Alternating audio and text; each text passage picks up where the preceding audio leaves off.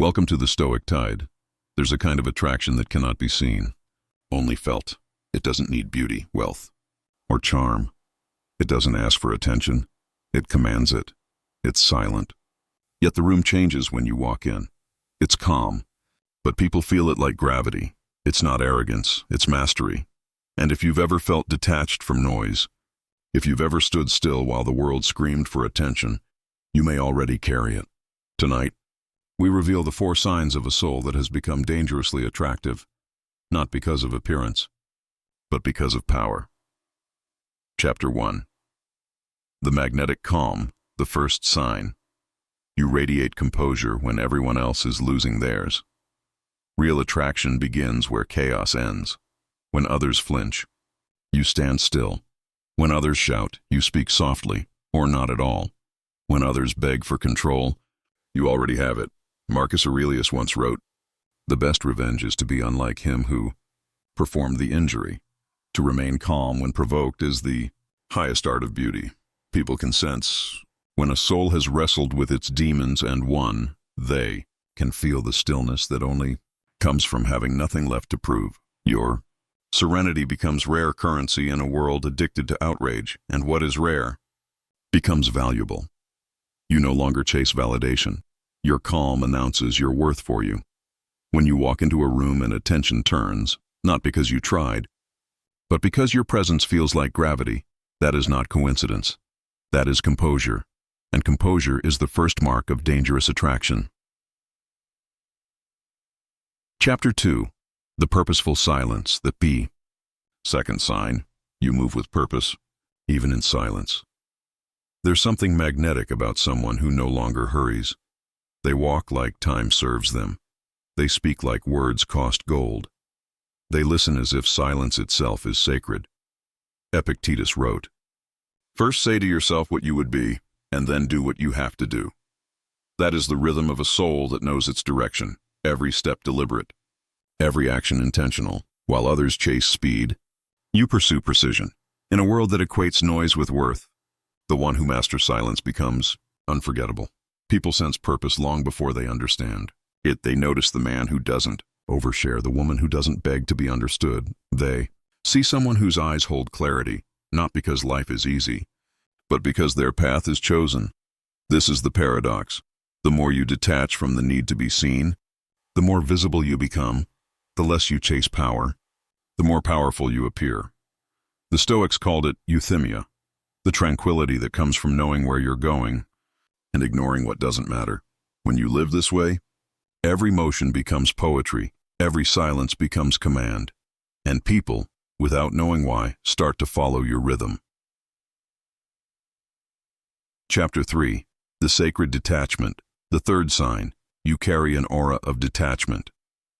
And it drives people mad, because nothing unsettles the insecure more than a person who doesn't need them. It's not arrogance. It's independence of spirit, the calm danger of a soul that found freedom within. Epictetus taught, freedom is the only worthy goal in life. It is won by disregarding the things that lie beyond our control.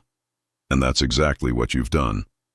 You stopped trying to control how people see you, stopped begging for understanding, stopped performing for love.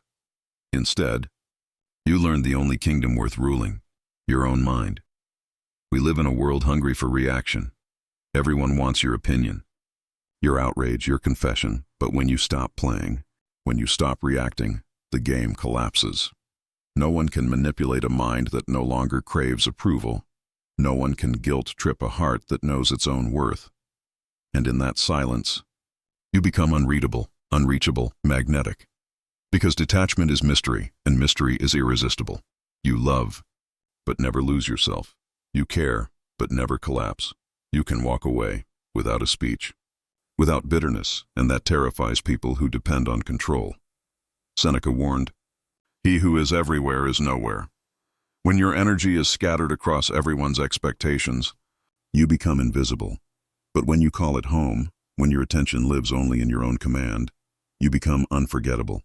That is dangerous attraction, the quiet flame of someone who can stand alone and still burn brighter than a crowd. Chapter 4. The Power that Speaks in Silence. The fourth sign. You radiate power without speaking.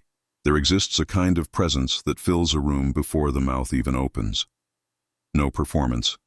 No noise, just certainty. This is the energy of self-mastery. The most feared and respected power of all. True strength doesn't shout, it doesn't seek revenge, it doesn't demand recognition. It simply is. It's built in the dark. Hours when you could complain but stay silent. When you could collapse but stand taller. When you could speak but choose wisdom instead. Marcus Aurelius wrote, "You have power over your mind, not outside events." Realize this, and you will find strength. That is the foundation of silent power. While others fight for dominance outside, you win the only war that matters, inside. People will feel it when you walk by. They'll feel the tension of someone who cannot be provoked. Because a man who cannot be provoked cannot be defeated. Most people are slaves to their impulses.